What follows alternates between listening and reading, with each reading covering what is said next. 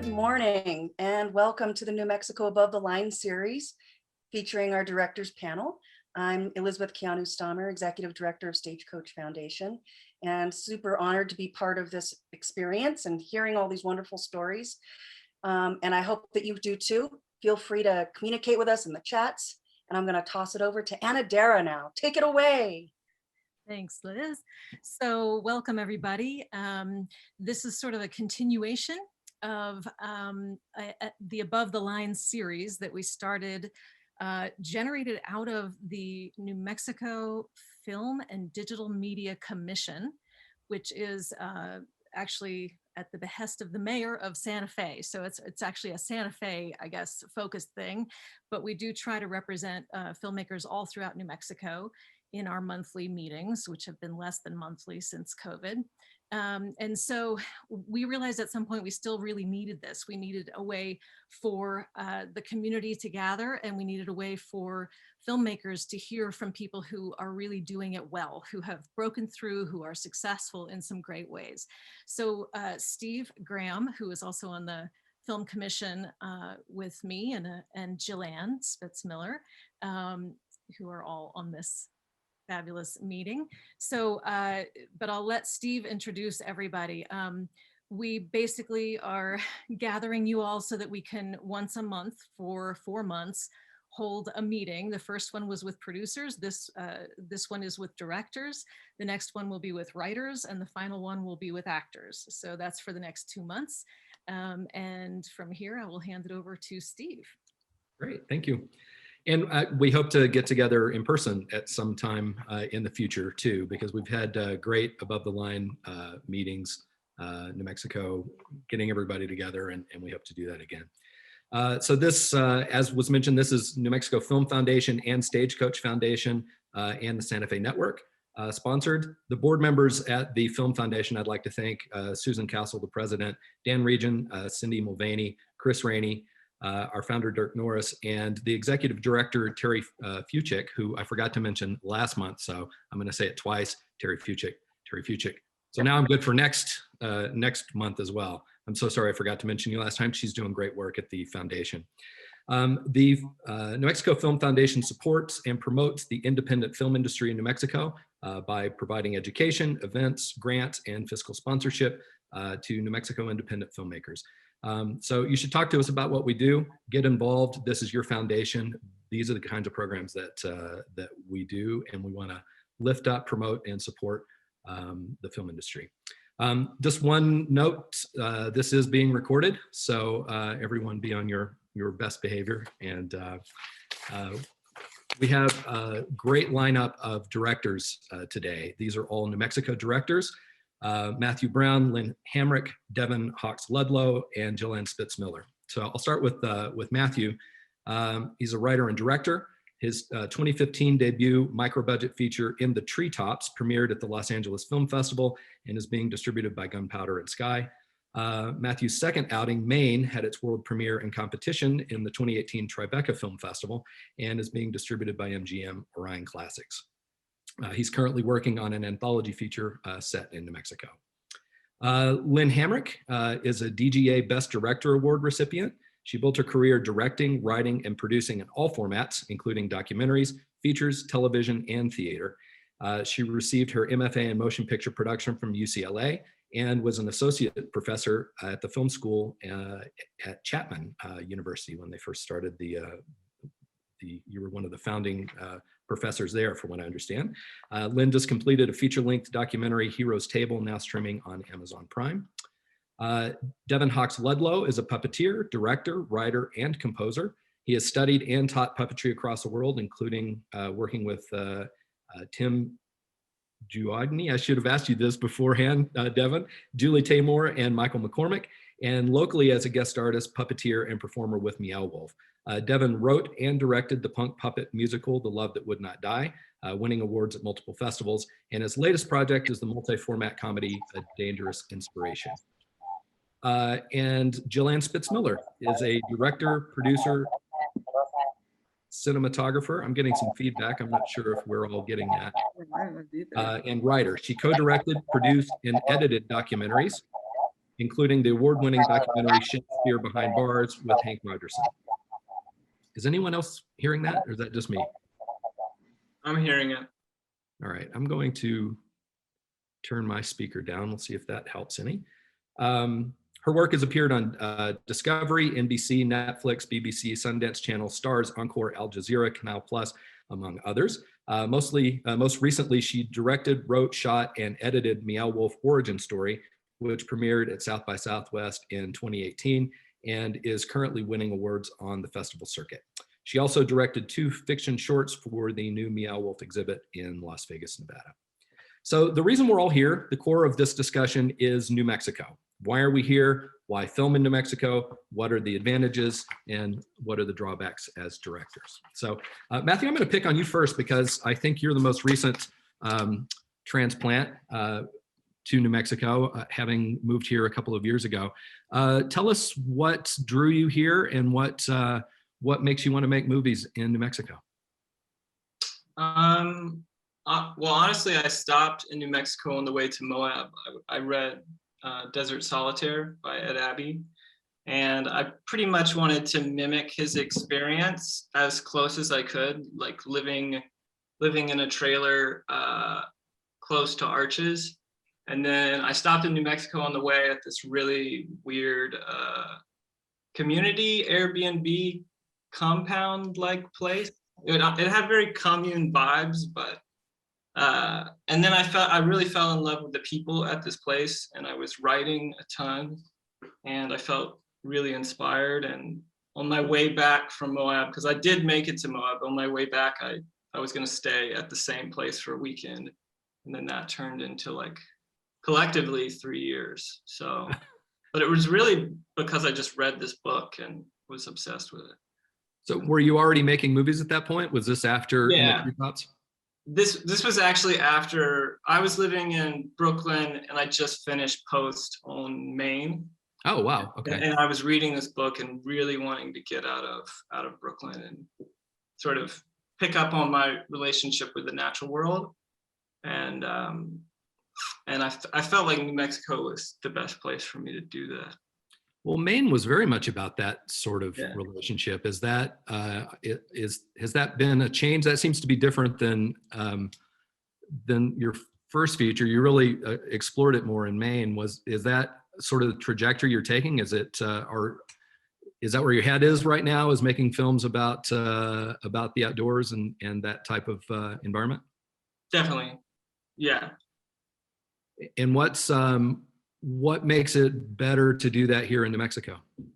Well, for me, I'm just, just in my opinion, it's just a place that I feel called to be in. It's the only place where I've ever wanted to, where I've ever felt like was home. Even my home, I'm from North Carolina, but even there, I was pretty ready to get out, and I don't really identify with North Carolina very much anymore. I wasn't proud to be from there. I'm not proud of a lot of things that North Carolina stands for, and New Mexico is the first place where I've ever felt like I'm proud to live in New Mexico. Oh, wow. Well, Lynn, you felt the draw to Taos as well, right? Was it the hum that brought you?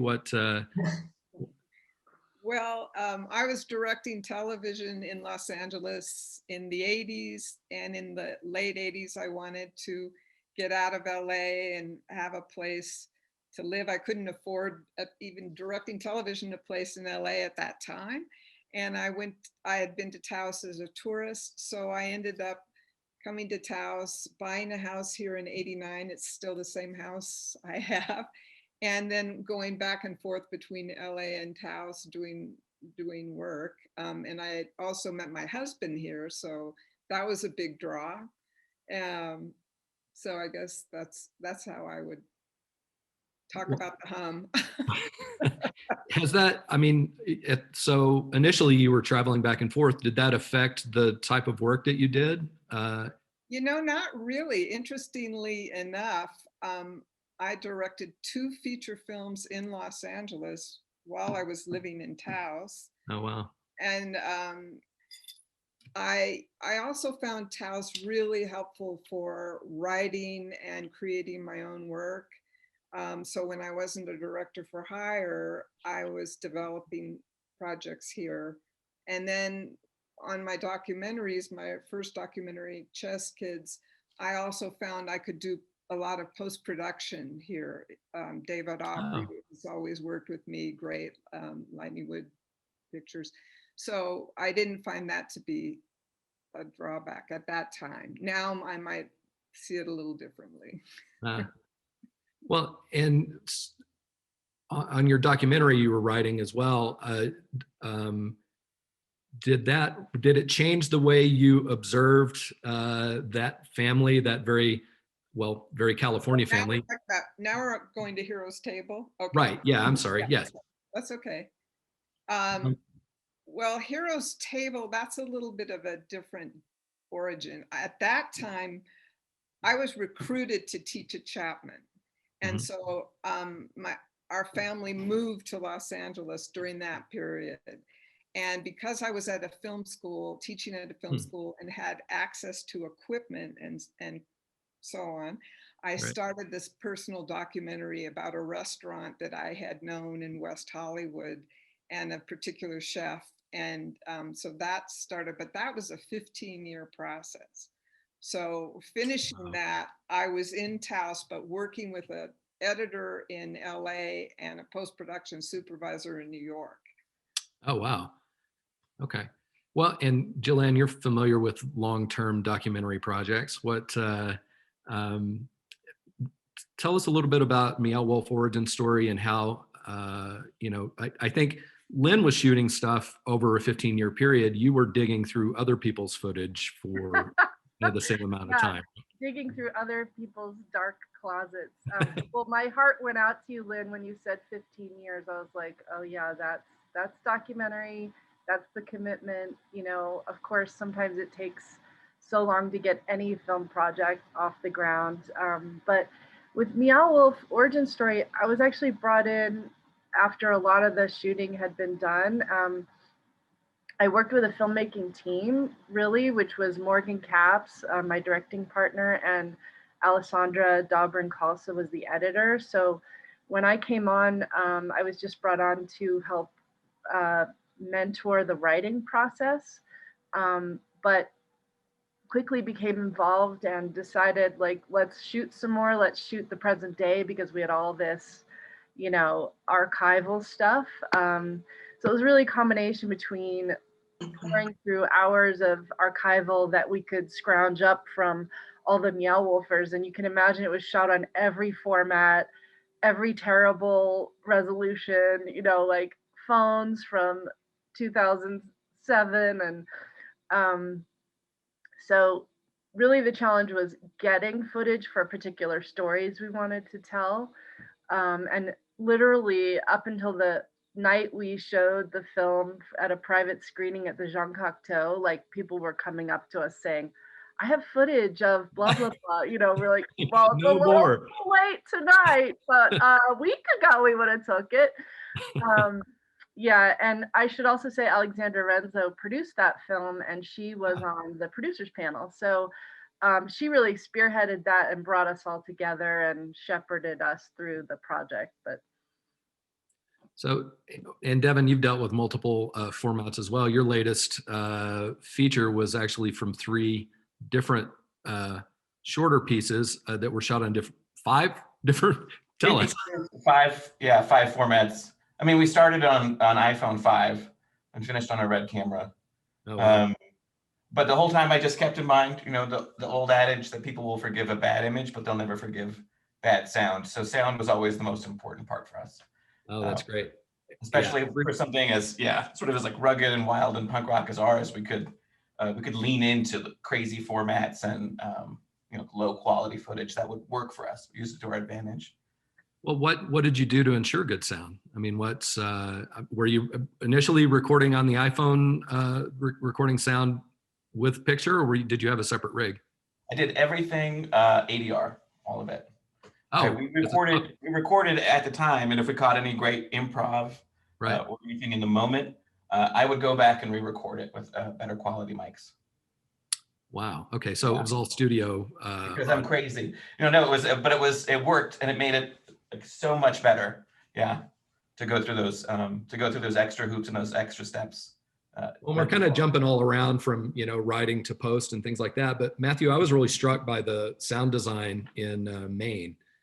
Who did that? How did that come about? How much of it was, recorded while you were there, and how much was put together later on? Most of it was put together later on. We got really lucky with the sound designer, and we're still pretty close with each other, and he just went. I think the project he did before Maine was Beauty and the Beast, so he's like a big budget sound designer. I think I just like seduced him somehow into doing sounded awesome. way It's smaller really good. stuff. But he was amazing. He did and I'm really interested in sound myself. Like I've designed treetops, and I've worked at a post house here in New York for a couple months, like interning and doing editorial stuff, just because I'm so interested in the process. So I think us together, but mostly him, just really, it was just really important to both of us, and we had the time and the interest. So we're roughly sort of going to follow the process from writing through post. So how, and this is just to the panel in general, how do you pick a project? What is it that some of you write your own projects, some of you projects find you, but how do you pick your next project? I feel like usually a story will tap me on the shoulder and not let go. And even if I ignore it for years, it just persists. And it's this weird thing, I think, that I don't know if anyone else has found that, and sometimes I feel like, oh, come on, really? You really want me to tell that story? But in the end, it's like that. I feel in a lot of ways, that's the relationship that I have with a story. And then comes the hard work of lifting it up off the ground, They tap me on the shoulder all the time, and I ignore them. So I don't know. Devin, do they grab you by the throat? It's an interesting question, because I just got 3 of those came in yesterday, and I was sort of looking at them and thinking over this same thing myself. But it was like for I have a very collaborative, close team, and it's what's the end for our kind of, can this story support us and how we approach filmmaking? It may be a beautiful story, but it may not be for our aesthetic, for our approach to filmmaking. Or it might have not the greatest structure, maybe not the greatest story, but if it does support our way of filmmaking, we can elevate it. And so that kind of gets the lust for the filmmaking going. When you say you're working with a team, like if there are writers out there, and that's something we're going to cover next month, who have a vision, have a film that they want to make, but they aren't directors. How do you find writers how do you find material? Are there people that obviously that you work with, over and over again, but how do you work with them the first time? They've been approaching me mostly. Beyond that, it's sort of keeping your ears and your eyes out all the time. I mean, You have to be a constant antenna absorbing. If you're interested in finding new collaborators and new stories and keeping up with the way that storytelling is happening in our culture. Right. So eyes are open all the time to someone who you just vibe with, really. If they tell a story in a sort of unique, energetic, Technicolor punk way, I'm like, yes, I'll go hunt you down and reach out. And often people will be so happy that you reached out. Right. Yeah. So, well, and once you have a project and you're moving along, casting is a big part of it. Robin asked in the chat room, how much say do you have in casting with a feature? And then sort of a separate question, what about with network TV? So let's talk about features first. I think you guys are all independent filmmakers. You're probably making the casting decisions, I would guess, yourself. But Matthew, what's that entailed for you? I think it depends on if you're financed or not. I mean, for me on Maine, I had total say in what happened because we were already financed.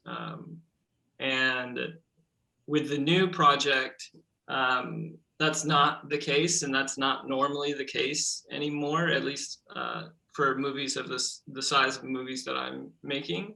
And you still get a lot of say in it, but there's always like that, you should have another voice in the room saying, you know, for me, that voice is saying, this is your third feature. You need to start considering like your audience and growing your fan base. And the way to do that easily is by having bigger names in your show. And then you have to make some considerations about who works the best creatively for this, and then who, from a finance standpoint, works for this. It's just like this push and pull relationship, because if you get somebody big enough, you're going to have a lot of eyes on your project, even if you don't necessarily think that they're your number one creative choice. So. We have a lot of great casting directors in New Mexico. How important, how do you work with a casting director? Have you, Lynn, what's your experience been with casting? Well, first of all, I think that, I don't know if I'm on. Casting is like, I think 80% of a film is being cast well. Mm-hmm. In terms of New Mexico, Joe Edna Bolden is a dear friend. We're both up in Taos, in the outpost of Taos, but she's amazing, and I always consult her on ideas that I have. Also, I've worked with LA casting directors, and I really think that it needs to be a decision primarily, and I liked what Devin said about having other people, or Matthew, I think, said it actually in the room, but I think you have to feel comfortable with your cast. There's no question. And if you don't, you have to work around that. But I really feel casting is everything in a movie. That's maybe my training as an actor and working as a director member of the Actors Studio and so on, but that's my bias. Well, and you've worked on independent features and worked, in network. What's the difference between those experiences in terms of casting? Okay. Well, in network, you do not have the control, obviously. I mean, when you're working on an episodic show that already has the main cast in place, and that's a very difficult thing for a director who comes in, as different directors are cycled in, you're the odd person out. And so you have to kind of get to know the crew and get going and have a rapport with the actors, but you should have say, and you must insist on say in the day players or the other characters that are going to come in. You should be in the casting room, and you are. So that's maybe the difference. And I think I wanted to talk about, I don't know if am I on when I'm talking? It doesn't look like yeah. I am. Okay. I'm seeing you, but that's good. So I want to talk about something which I've had training as an actress. I've directed theater. I've acted in plays. I was in the 80s directing actors like Michael J. Fox and so on. And yet, when I was working later with an acting coach, Larry Moss, and sitting in on his classes, I realized I still had a fear of actors. And I was going to do a short, and I really had trepidation about going up to the actors in this workshop who want work and asking them to be in my project. And I had to get over that. And I had this background. So I think a lot of directors or would-be directors or student filmmakers or whomever, writers transitioning, writer directors still have that kind of sort of that, they're intimidated by actors, and you have to get over that, and you have to know that actors want to work, and even though they can be difficult or whatever, you know, they have their egos, you have to make that leap and feel comfortable, and you deserve to work with, whether they're a star or a new, you know, someone who's never acted before. You have to get over that hesitation. I just wanted to talk about that.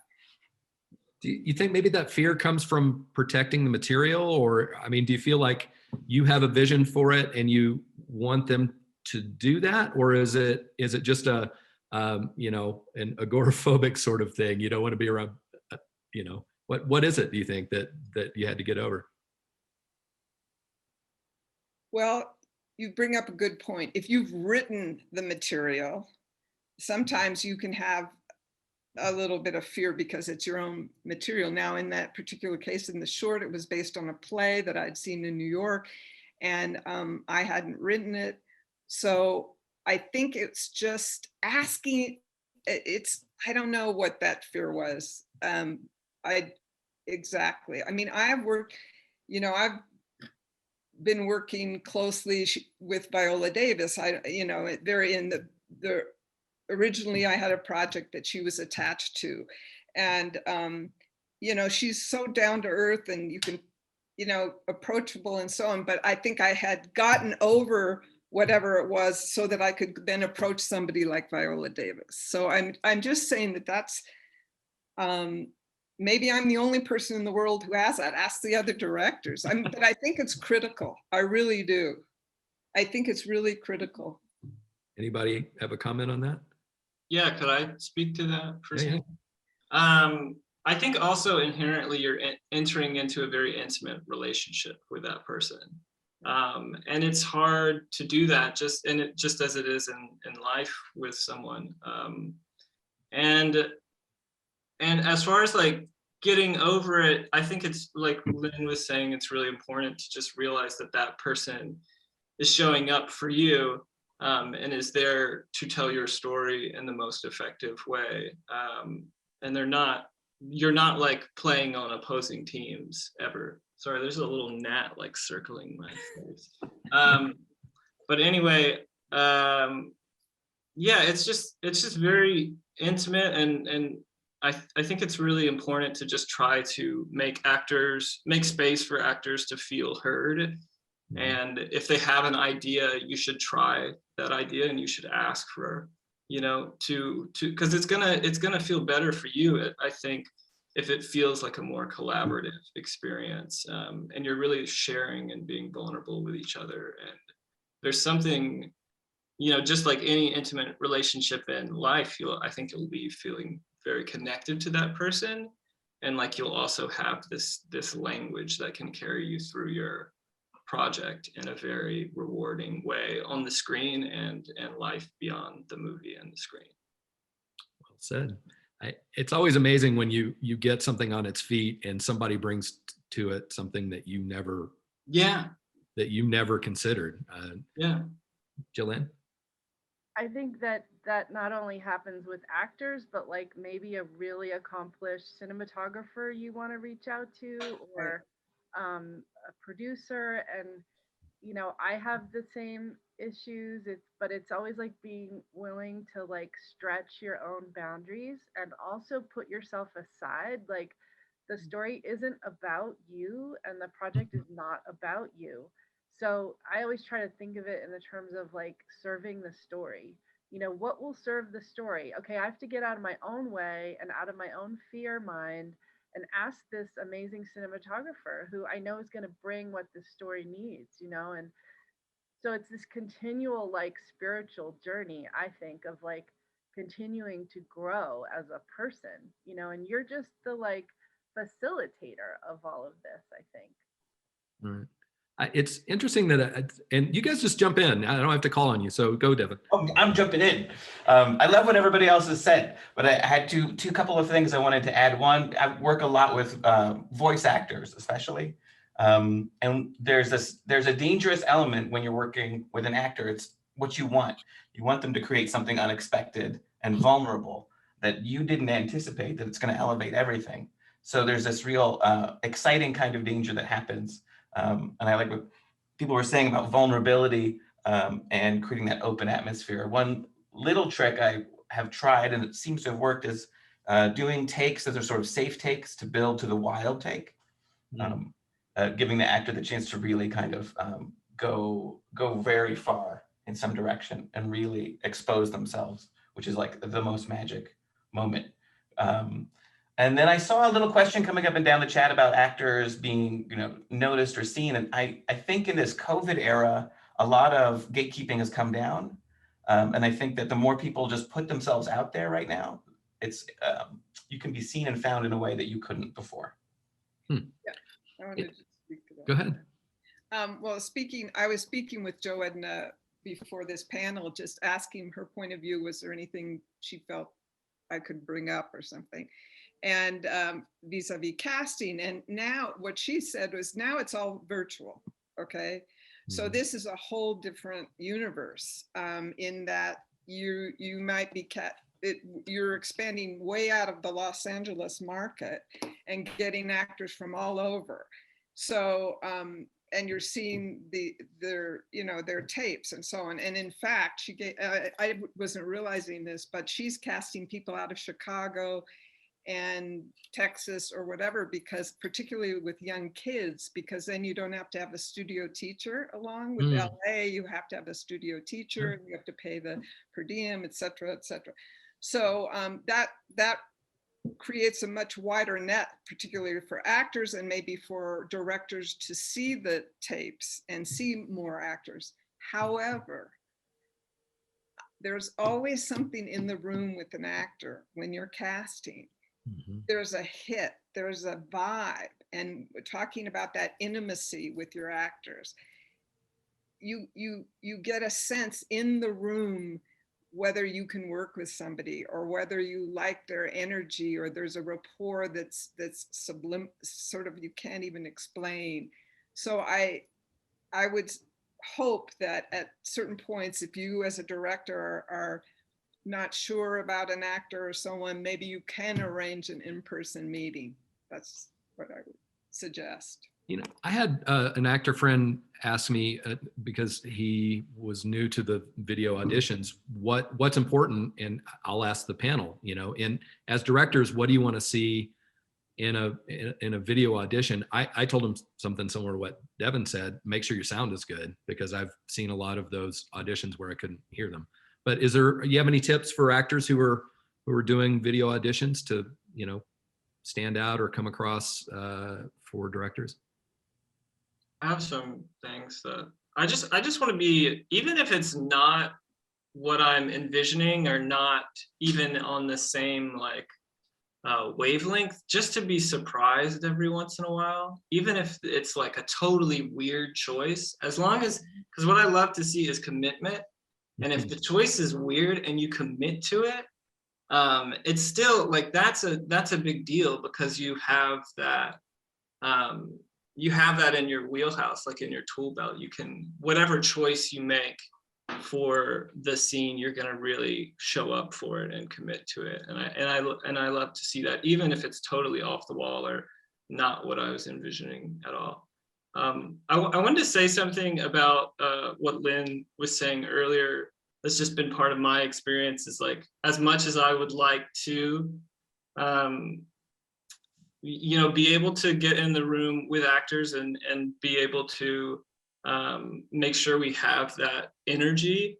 As I've advanced in my career, I found out that you can't always even get in the same room with them. I mean, most of the offers that I have out for the project I'm working on right now, I won't meet these people unless they accept that offer. And that was really strange to me initially, but that's just the way it is with people that are offer.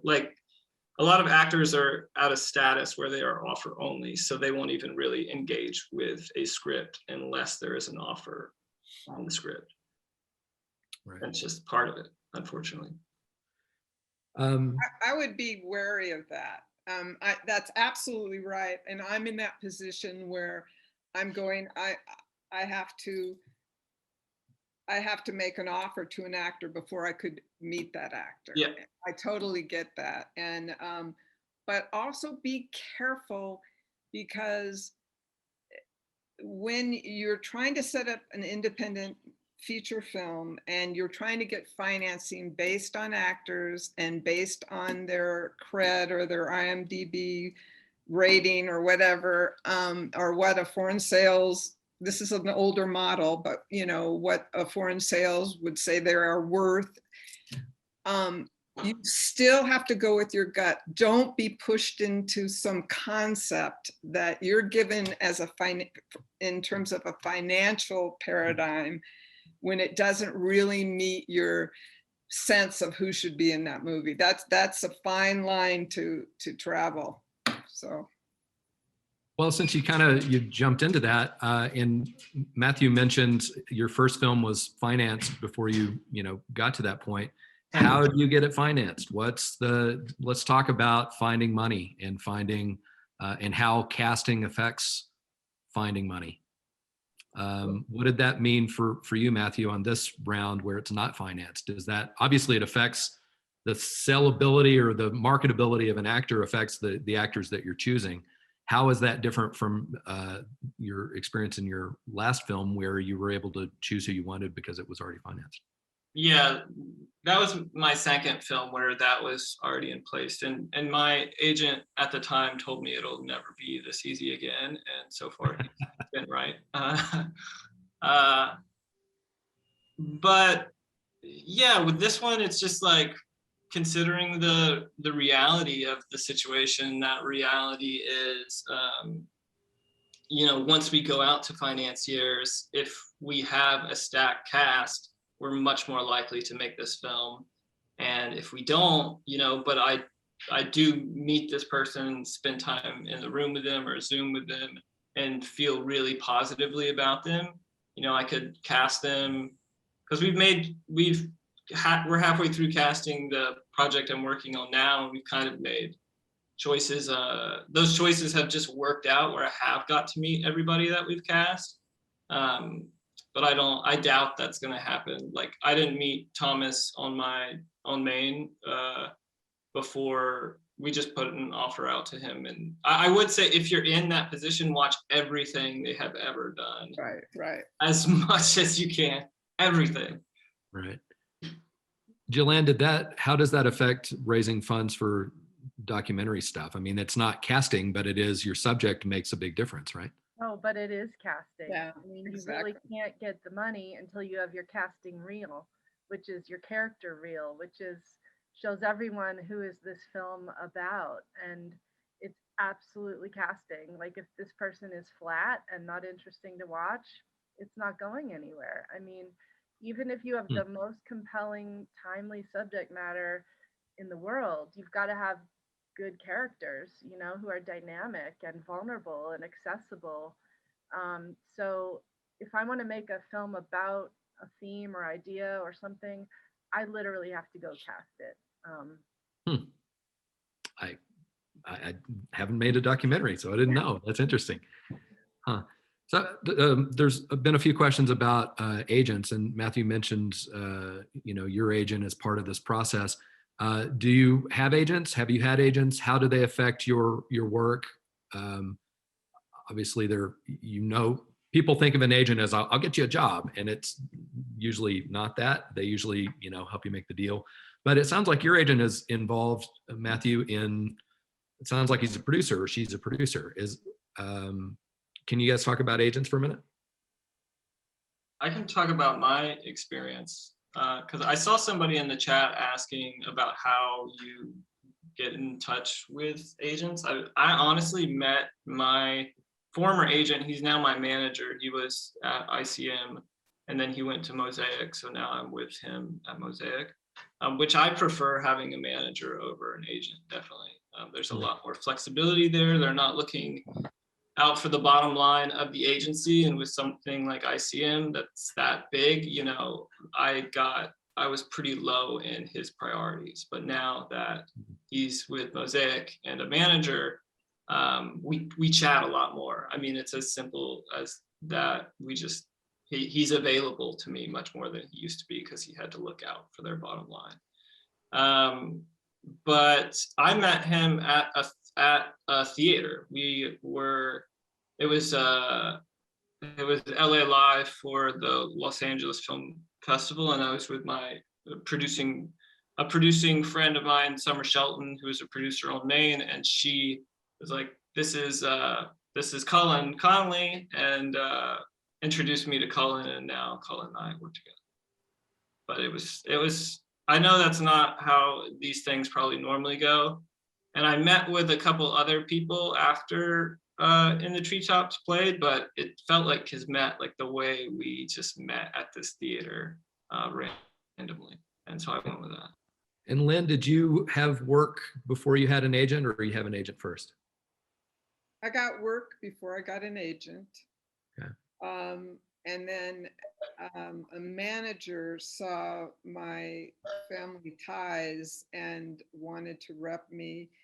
And then he brought me into ICM. And so I was with ICM for a while. But I think, you know, right now I don't have an agent. I work with my lawyer. I think that can be a viable relationship. It really depends.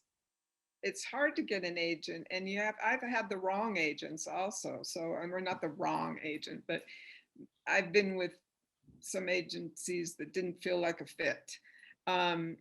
So that's a hard nut to crack, getting the right agent, I would say. But I would start with a lawyer, but also a manager is I think maybe more now a way to go, because that a person can look at your whole career and move you in a direction. I don't have a manager at the moment, and that particular manager, who is now hugely influential, wanted me to stay in sitcom, and I saw myself as a single camera film director, so I moved into that direction myself. Interesting. Can you talk about the difference there, and what drew you to single camera, and maybe explain the difference for folks that might not know? Well, I started like many people with the Super 8 camera and making my own little movies before I went to film school. So I always was oriented that way. And then when I started out in television, at that time they had it was a role of an observing director. You could go and observe on shows. So I observed on Family Ties, and then I finally, after like a year or more observing, got a shot towards the end of their run. And so that's 4 cameras in a studio, rehearsed like a play, shot, intercutting between the cameras. Although then they'll take that cut that you made in the room and they'll work on it before it's aired. I don't know. I just still see film in terms of one shot, and not the 4 camera sort of sitcoms, proscenium arch way. Right. Just a quick note on the agents and managers thing. I think, especially in this era where the technology is so much less expensive and so accessible, I would advise anybody and everybody to just keep working and making things. The kind of John Carpenter, John Waters, Roger Corman school, make your work. Many people meet agents and managers and whatnot socially, but otherwise just keep making the work. Don't let it stop you if you don't have X or Y. No matter what you're doing, writer or actor or anything like that. I think keep following your creative urge. That was a thread in the producers panel last month too, is that, you do that, you meet people that you want to work with, you keep working with those folks, and Kismet does happen. You run into like minds because, but you have to do the work. You have to be out there doing it. Yeah, and if you find yourself starting to make things at that level, you want to have gotten a lot of work under your belt for technique and practice and just the experience. right? Keep submitting your work to film festivals because they're really looking for new talent in that arena. Well, and Devin, you mentioned that, you know, things have changed with the pandemic. How else? I mean, the pandemic has changed the industry dramatically. It shut down theaters. You know, streaming has gone crazy, and it's changed, you know, everything from auditions to the way the set is run. How has that affected, Jillian? How's that affected you personally on set, for instance? I mean, you've been shooting stuff for Meow Wolf just in the last few months, right? Yeah, I'm sorry, I missed your question because I was reading a question in the chat. So just repeat the What- question. What was the question in the chat about how the pandemic has affected your shooting? Yeah, it wasn't, but Oh, okay. I'll answer your question. Is that your question? You know, I actually have like been so busy. I've still been shooting. I had a lot of editing I've been doing, but when I've been shooting, just being super careful with, you know, masks and cleaning gear and but I think it's still possible. I work with really small crew and really small circle of subjects, so it's not like I'm having to worry about 100 people at one time, you know.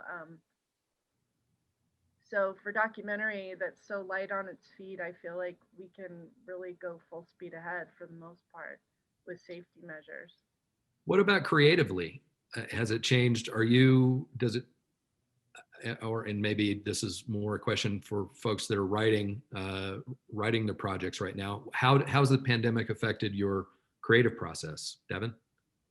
I used it. I leaned into it and used an opportunity to learn some things I hadn't done before. So we did stop motion and 2D animation on this latest piece we're working on, and I got a chance to go to Guillermo del Toro's new giant stop motion Pinocchio Mega Beast that they're working on, Wow. which is perfectly suited for COVID. You know, it's just push someone in the room for 20 hours and then pull them out and put someone else in. But for me, yeah, it was an opportunity to try and learn new skills and techniques and just add to my toolbox. Matthew, is it affecting your writing process? Is meaning themes from the pandemic and political climate? Is that in your work?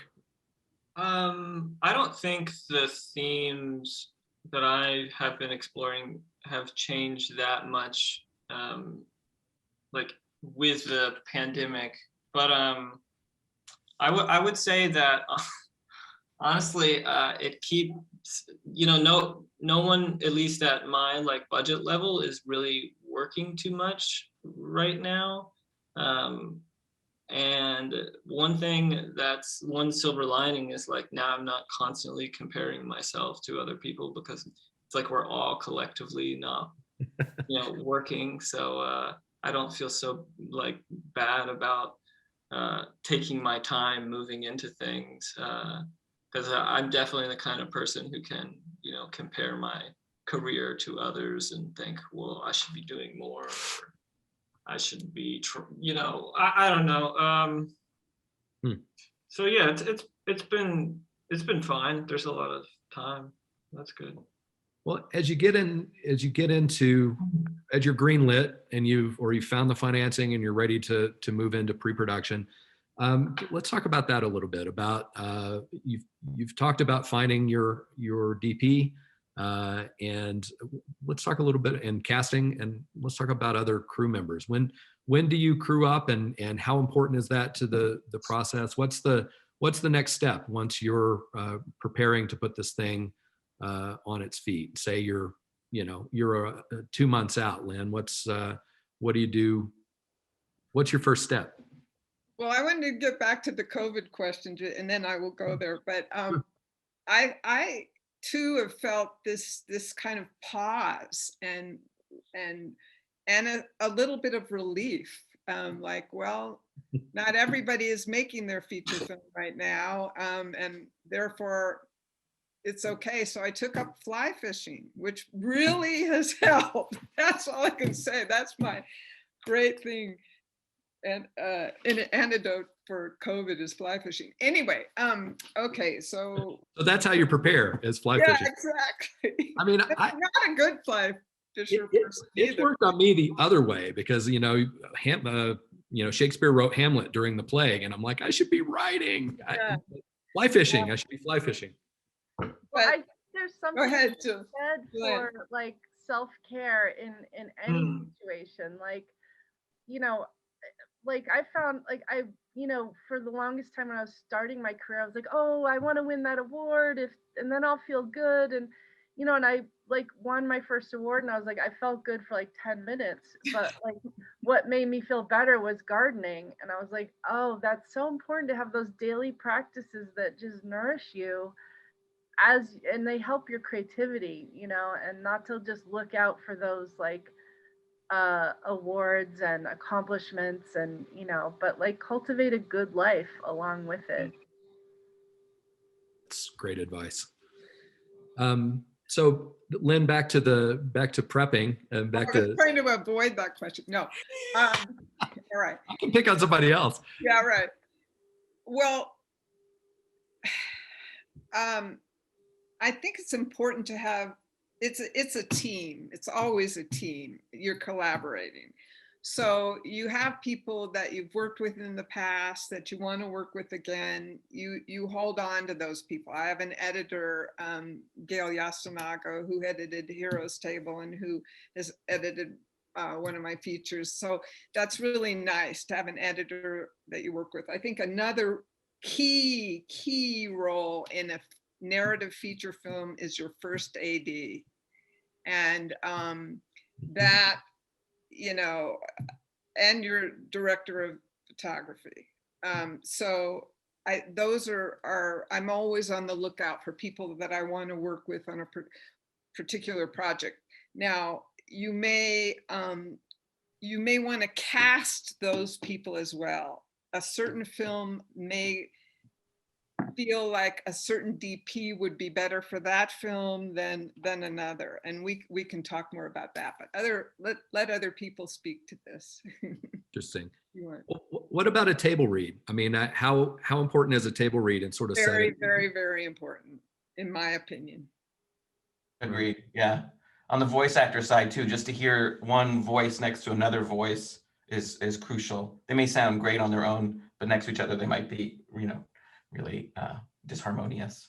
Do you do that sometimes before you cast it? How many times do you do table reads before, when you're trying to get a project funded, for instance? Yes. Yeah. Because if it does go well, you can use some of whatever you record from that process. Interesting.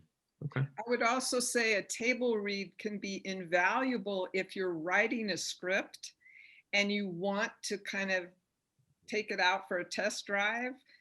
Get a group of actors, cast them. I mean, not necessarily the actors that you're going to ultimately will be in the film, but who would, are good readers or people suited to do the parts, and do table reads. I've done that very often in the past to improve a script.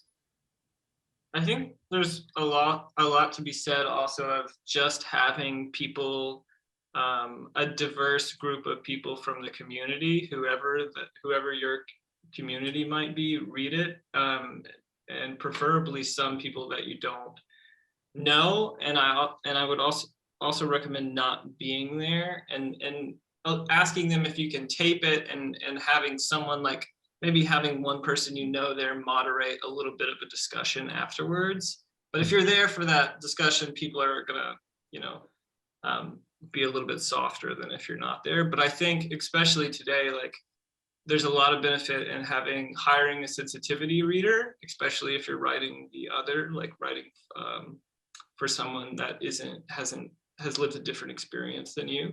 And if you are going to have a table read, I think there's a lot of value in having a very diverse group of people, like really try to emulate what your audience may look like. I have a question for you guys about table read. I just finished a television pilot and I had a table read on Zoom, and I found that the stage direction, even though there wasn't a whole lot of it, really slowed it down. For a table read, do you strip a lot of that out, or do you keep it in and just have someone read the stage direction? Or I trunk. I've always had someone with like a really compelling voice read the stage direction because it can slow it down. So Yeah. these parts are still entertaining and fun. Right. And there's a way that you abbreviate the stage directions. So you don't give, if it says, you don't give the actor notes that are often in the stage direction. And you just shorten them. I think it can really, stage directions can, as you say, Jillian, can really slow it down. Yeah, because when you're reading it, it's fine, but then to wait for all that, Yeah, it's right. like, I thought, oh, next time I'm gonna just take out 80% of that stuff, Right. Matthew was saying with casting about how he likes, and maybe Devin too, about being surprised.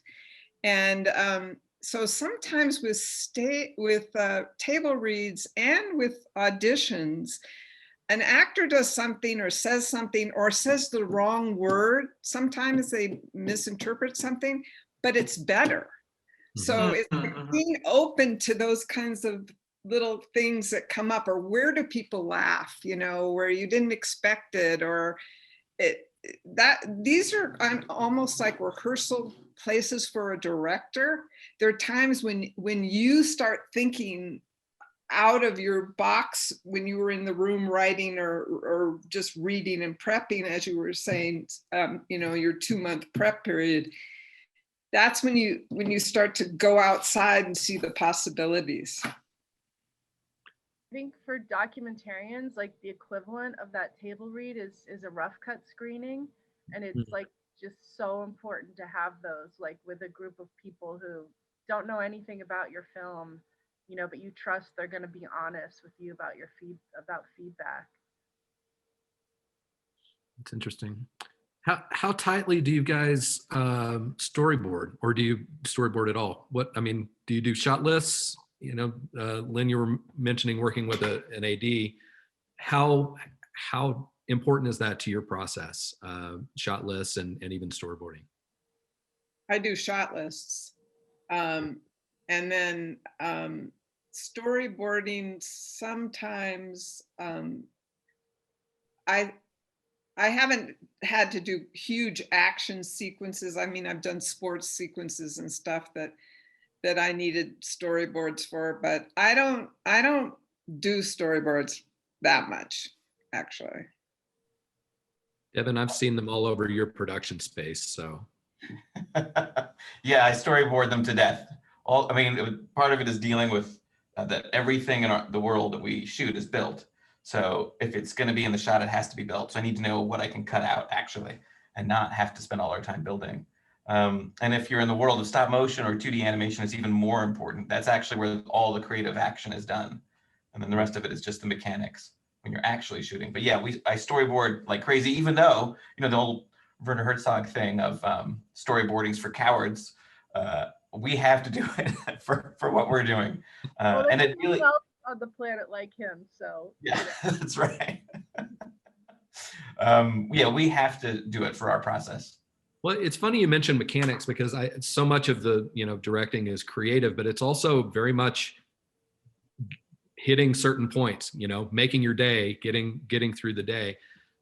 Matthew, how did you make shot lists, and how did they survive the day? How did you do with shot listing? So my DP is one of my closest friends. So when we were shot listing and storyboarding, we found this coffee shop. We lived together when we were doing this a couple of years ago. And we found a coffee shop that had a chalkboard in the back.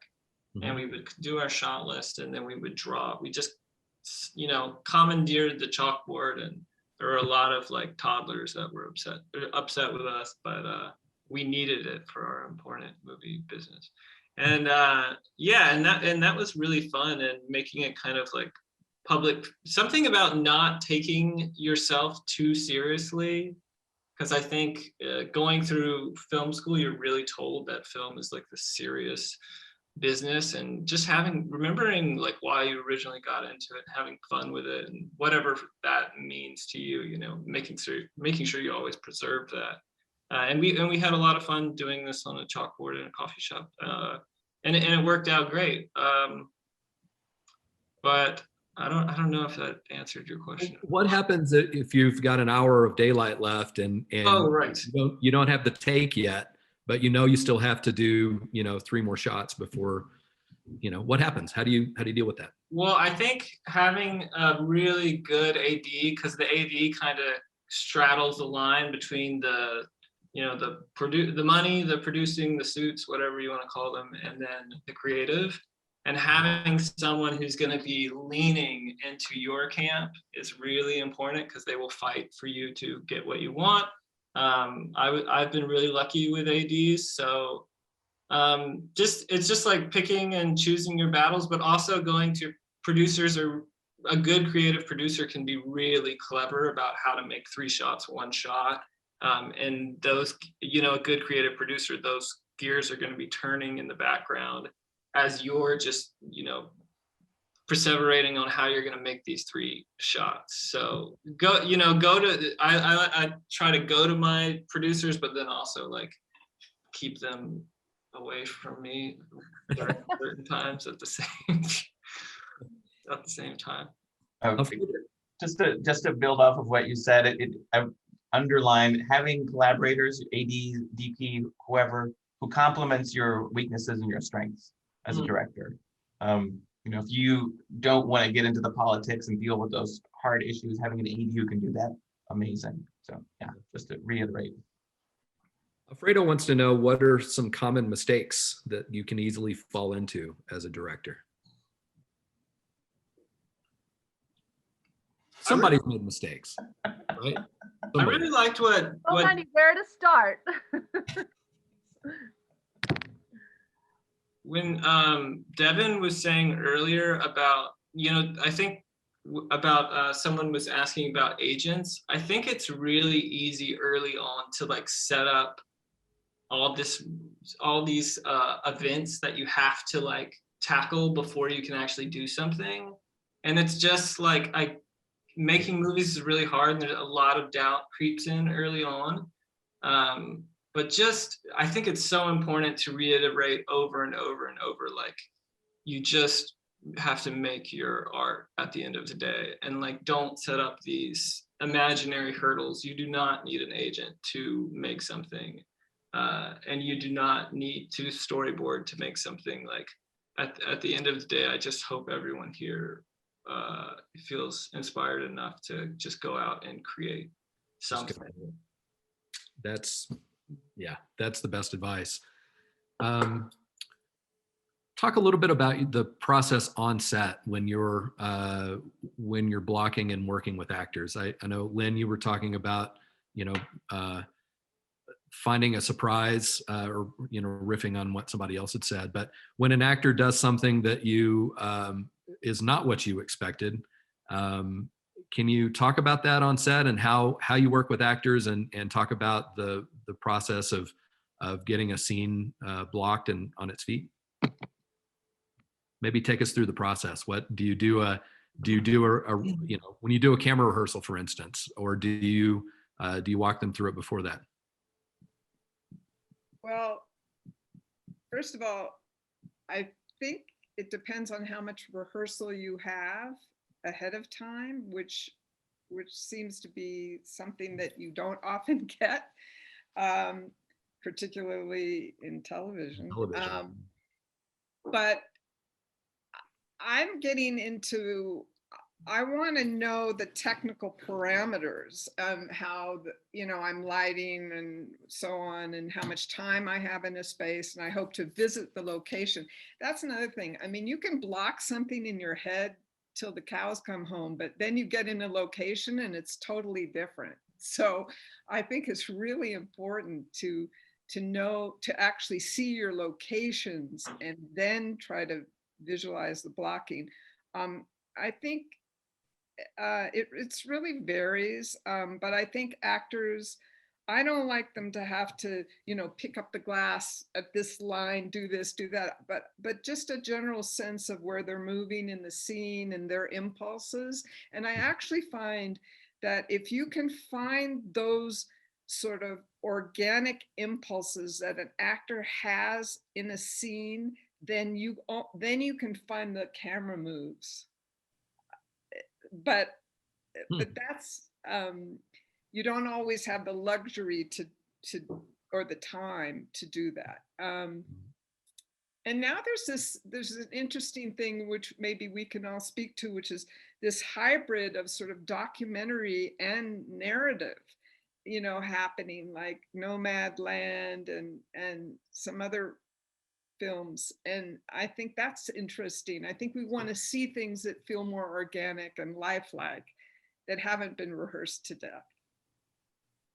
I don't know if that answered your question. And then there's always the tricky part of how much do you do a rehearsal for the camera, and then the actors go and then they light, and then by that time everybody's lost energy. So I always find that timing to be something to really understand how your crew is going to work, so that you don't lose the actors in the process of lighting and making actors do things too many times, etc. Don't have your actors be stand-ins. Either get real stand-ins or don't make them stand in and lose energy. Well, that's interesting. Matthew, I'm thinking of the last shot in Maine, the sort of 360-degree shot.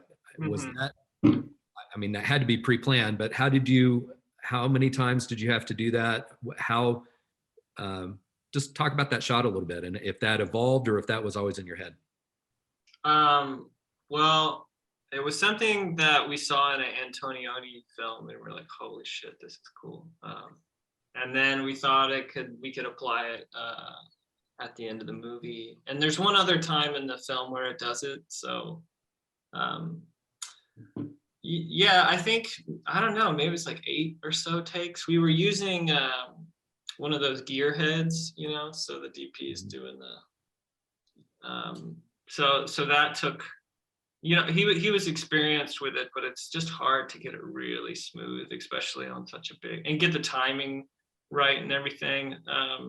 But it wasn't that bad, like, and because that was the whole scene, the good thing about these like advanced maneuvers are these like oneers, is that you get it and then you're done, you know, you don't have to break into coverage after that. And as long as it's serving the story, you know, one thing I would say to younger filmmakers is like, if the shot isn't telling the story, then don't do it. If you just saw like how they put a GoPro on a shovel in Breaking Bad and you think that that's cool, but it doesn't serve the story at all or help tell the story, like if you can't justify it, then you really shouldn't do it. Right. In my opinion. Did any of you had a shot that you just was a darling that you had to kill because it didn't work when you got on set? Hundreds. Okay. So yeah. So we're kind of moving into the post side of it, and Jillian, I'm really curious about all of the footage that you had to deal with on Meow Wolf origin story, and sort of sifting through that and making the edit. You talked earlier about you know, showing a rough cut. Did you do a paper cut on those before, meaning, you know, a transcript of all of the footage and then kind of cutting together what you wanted? Can you talk about that process? Yeah, so there were many, many hours of interviews from a couple other situations before I got onto the film. And so what we did was we basically paper edited. We got transcripts of all of those, which is really important in documentary, when you have reams of interviews, get transcripts done. And then we did a paper edit from those transcripts of the first 2 acts of the film. But what we did was we realized once we did that, we need to go shoot the 3rd act. So that was really helpful. And we didn't have a rough cut screening until after we'd shot all that footage for the 3rd act, cut it. And yeah, because a lot of the first 2/3 of the film is really archival and interview based, it was possible to write it that way. A lot of like verite films, you don't really go about it in the same process. You would watch each kind of block scene of footage and, start cutting scenes from the action. So like most of the other films I've done that are feature length verite films, I don't have a paper edit. Hmm. I have, I write what scenes I think are in the footage on index cards, and then, put those in sort of an assembly kind of layout. Like, here's what scenes I think will follow each other. And then I start editing those scenes and put it together as an assembly. And then you have to, obviously revise it a bunch of times and swap scenes around, cut scenes out. So it just kind of depends on what kind of doc you're making. How much of that is hands-on? Are you actually using Premiere or Avid, or are you working with an editor, or what's that process like? I've also done it a bunch of different ways. So, and I work with Hank Rogerson a lot. And right now I'm working with Anna Dara and Alessandra Calsa, and on a project. And so, with Hank, we tend to have multi-character, character-driven films that take place over time. So when we get into the edit room, we'll each take a couple of characters and build those character arcs from all the scenes that involve that character, if they're kind of on separate tracks from each other. That even holds for a film where lots of people are interacting, and so then what we tend to do is, okay, I'll take your character, Nadine, and I'll sort of do a finer cut of her. And then we do a character weave. So it's like, first we do the character arc to make sure we have a coherent story for that person. And then we start to interweave the characters in an assembly. Does that make sense? So do you do those in separate project files, for instance? You've got Nadine in one, and then they're completely separate documentaries at first, it sounds like. Yeah, we're kind of working in our own project files, but then we combine them. And so I've done a lot of editing on films myself, and then sometimes we hire an editor when we can afford it. A really good editor is really expensive. So it just depends. I do love the editing process, and if I have time, and I'll do that. But well, Devin, you do a lot of your own editing as well. Talk a little bit about that, just the indie aesthetic, right? That you're doing all of the pieces. Kind of what are the pros and cons of being? The pros are that you get to completely realize whatever vision you might have had, and the cons are that you are completely subjective. An editor can give a real objective, fresh view on your material, which is invaluable, especially if you had some emotional attachment to a shot or an actor or something that happened, and you really want to put it in, but in the end, it wouldn't have been a good shot. So if you don't have access to an editor who can help you with that, having access to people who can view the material and rough cuts as you're going is super valuable. And just to link into the process a little bit, one thing that been really, really helpful for me is tightly labeling every shot at the end of the day, so that when we move over into post, it's really clear and I know what's happening. If something was good, if something was bad, if something unexpected happened that I want to try out, and any kind of interstitial shots or inserts that I think might fit. It really, really, really was invaluable to do that. That's why a script supervisor is great if you can afford to have somebody do that. Yeah. Mm-hmm. Jillian, speaking of process, everybody wants to know about your Post-it notes behind you.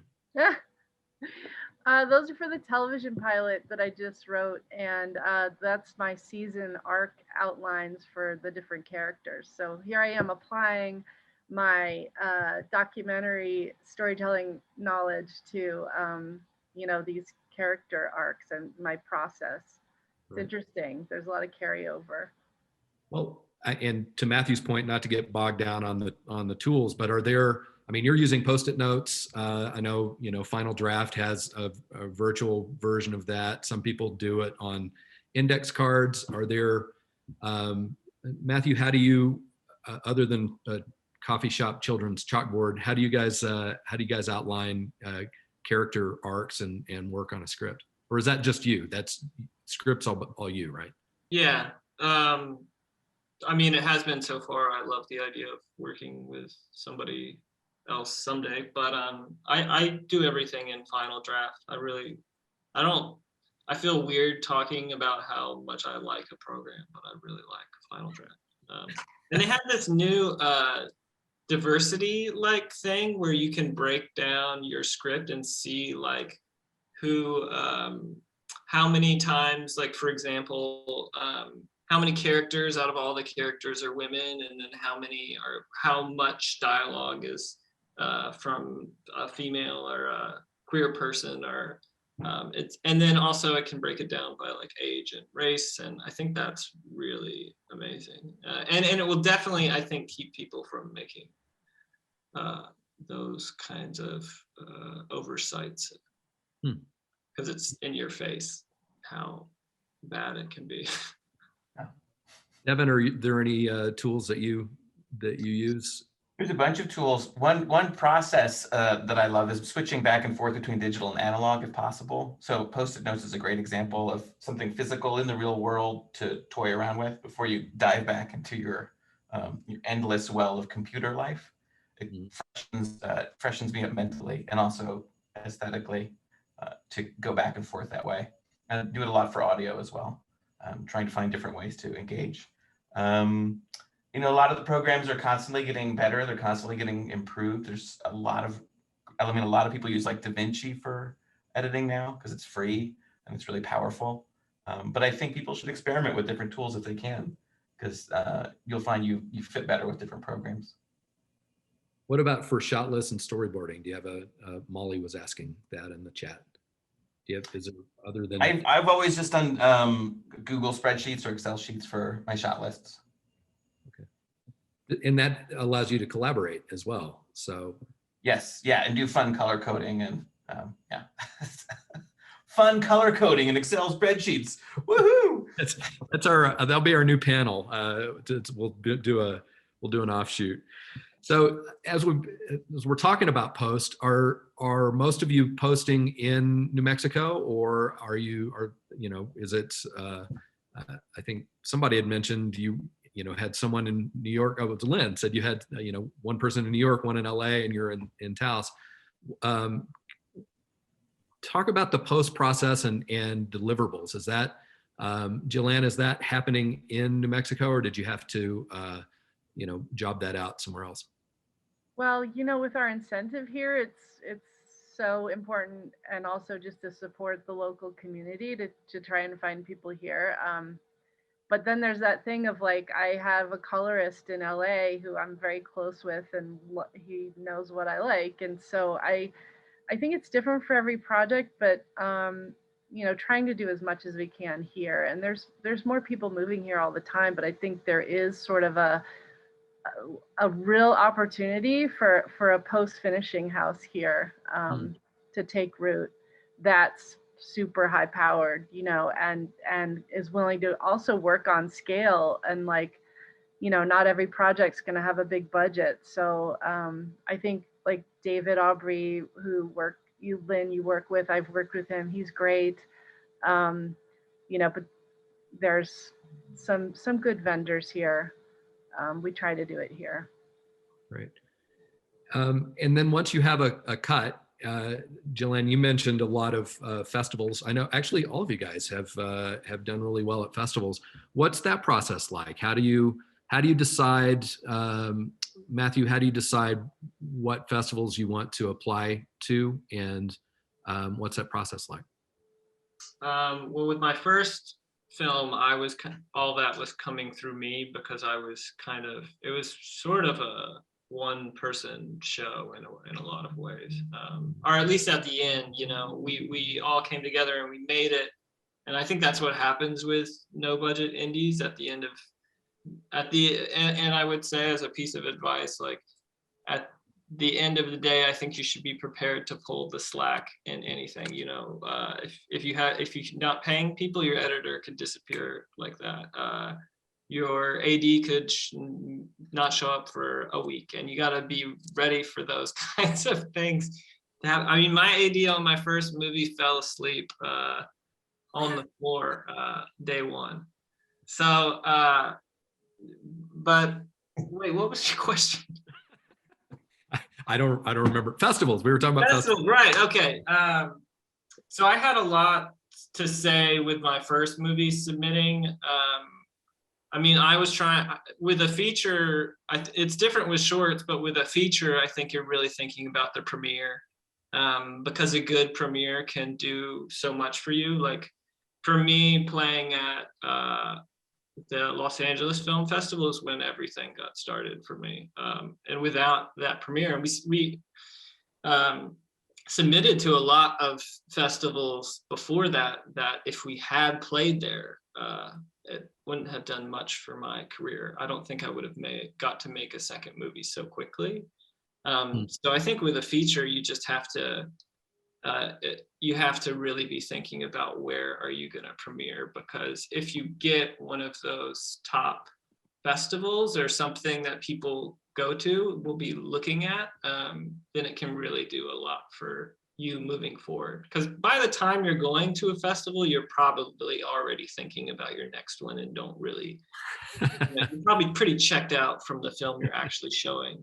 So, but you had applied to multiple festivals and you picked the most prestigious one to premiere at. Was that the process? No, we applied and then we went through an onslaught of rejections from much worse festivals, honestly. And then I just remember getting the call from Drea Clark, and it was like one of the programmers there, and I was like, holy shit, you know, because at this point I thought this movie is gonna at best premiere somewhere locally in North Carolina, and I'm gonna have the same tough, really tough time getting my second movie made, and I'm not gonna have much, just, you know, I did the crowdfunding thing for my first film, so I'm not gonna have, at the time I was thinking I'm not gonna have much to say for all this money I begged for.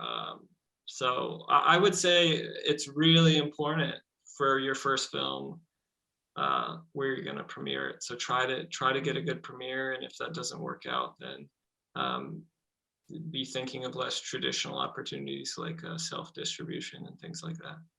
Well, and Jillian, you guys premiered at South by Southwest, right? How did that come about? You know, I just first have to say, like, don't submit your film until it's finished and you love it and it's the best film you can make. Like, don't submit a rough cut to Sundance. You know, yeah, they understand rough cuts, but the competition is so fierce that you have to put your best foot forward and like either wait for a year to submit it to Sundance when it's ready, or, you know, submit to like LA Film Festival, which comes in June instead of January, you know. And It actually doesn't exist anymore, unfortunately. wow. Yeah, but I you know, with South by, I mean, that being said, okay, we did submit a rough cut.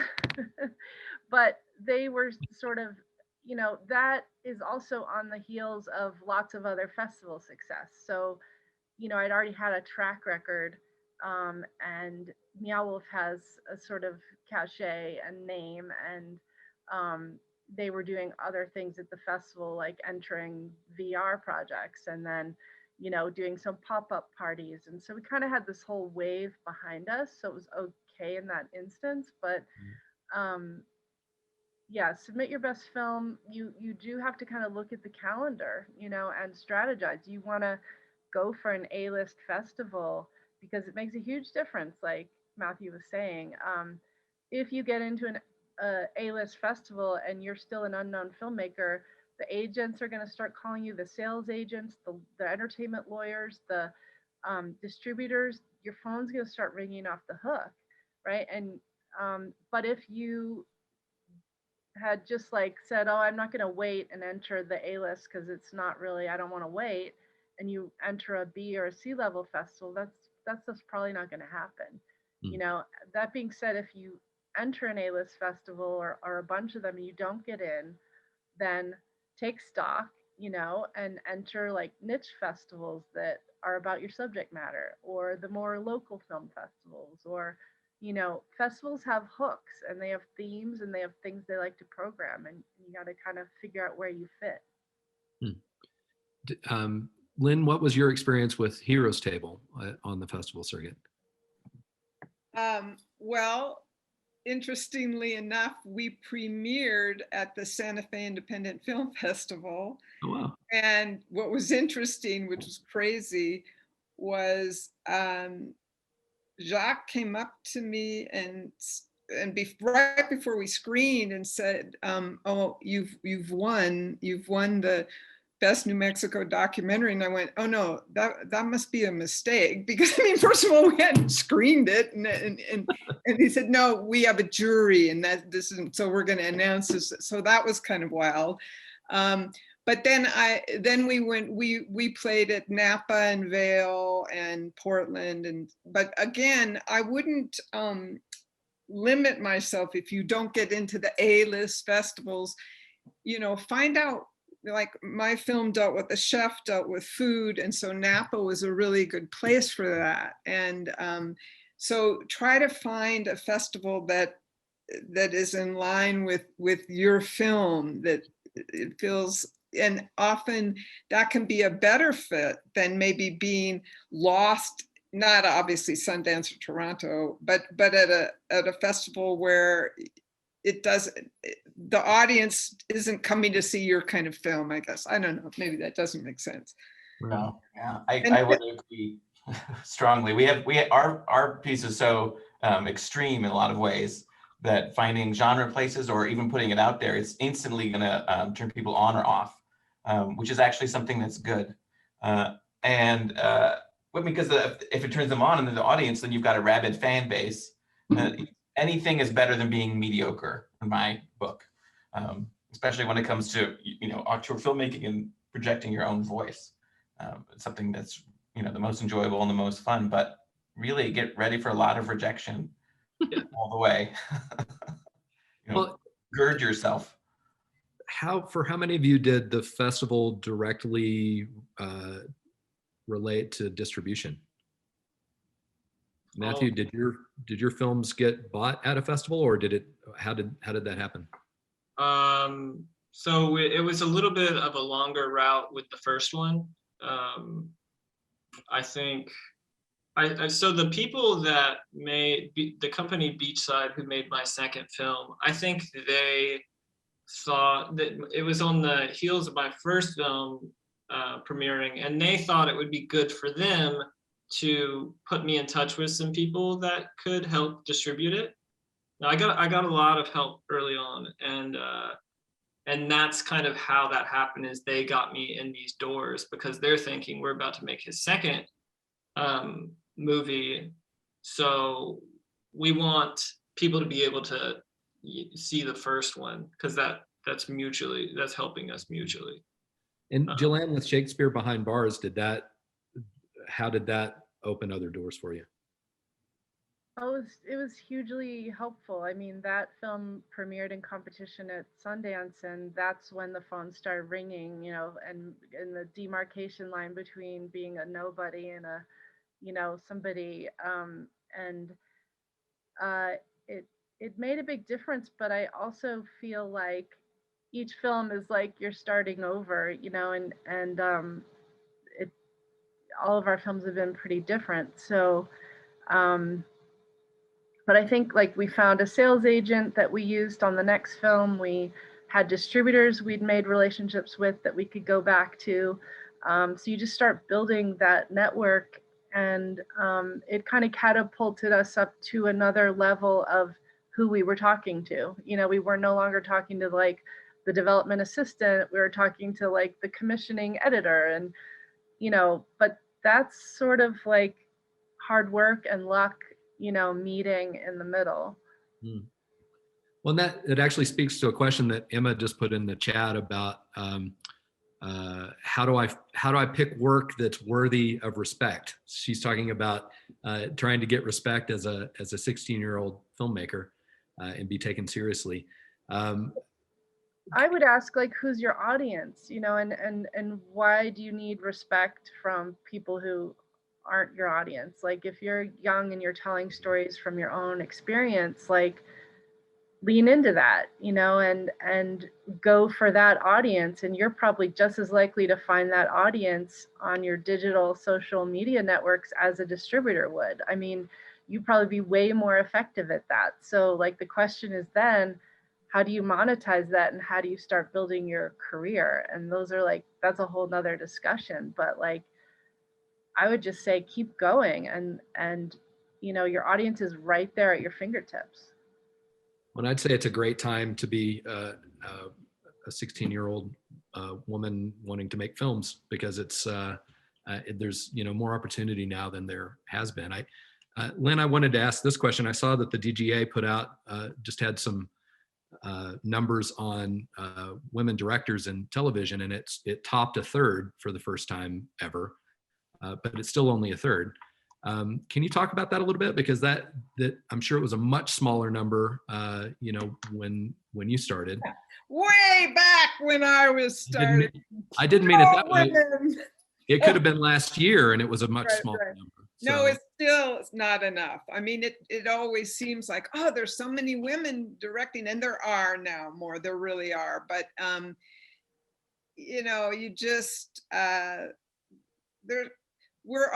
every single one of us is a minority in some way or another. You just have to keep on keeping on, following the footsteps of the people who come before. And it's hard. Filmmaking is hard for everybody. And so I don't know. I mean, it's getting better for women and for people, of color and of different backgrounds and different orientations. It's getting better, and it hopefully will continue to. Great. So I think we're sort of in the wrap up portion of it. And somebody in the chat said, what are your top three pointers to people that want to get into it?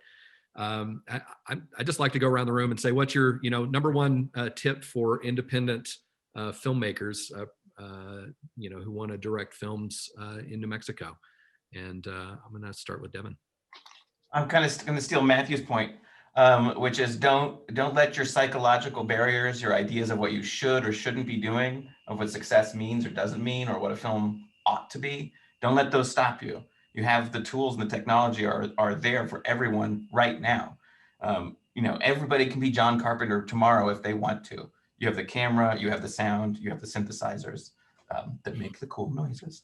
So that's the number one piece of advice is don't stop yourself from allowing your creative energy to be broadcast to the universe. Because there's plenty of people who will. So don't be one of them. That's right. There's a lot of people who say no, and there's a lot of politics, and there's a lot of difficulty, and it's a long, hard road. But you're the first gatekeeper against yourself.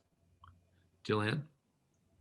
I would say watch out for your finances and don't get yourself too much into debt, personal debt over your films. Like that can be just a huge trap that you have trouble climbing out of. So do your best to crowdfund, hit up donors, put together that money from something other than your savings account or your credit cards. Okay. Matthew? I think I'd like to say that I think just jumping on what I think Emma said on the chat about wanting to be respected. From the beginning, I remember always people telling me, like, you should put my dog in your movie, and oh, my brother also has a YouTube channel, and I get it. Like it's everybody's a filmmaker nowadays, but I really think when you go to make content, it should never be for those reasons. It should never be to be respected. It should, and just telling any young filmmaker, anyone that wants to do this, like your story, what you know as a person is good enough. Like you don't have to be anything. You don't have to make this like cinematic masterpiece. And each of us have this story that is individual to us that we know better than anyone, because it is ours. And I think for the first time around, especially if you're younger, like talk about what you know. Interesting. That's great advice. Lynn? Yeah, piggybacking on Matthew, to be an independent filmmaker, be independent. In other words, really look to yourself and within yourself and what moves you and what you want to say, rather than emulating what is successful outside of you.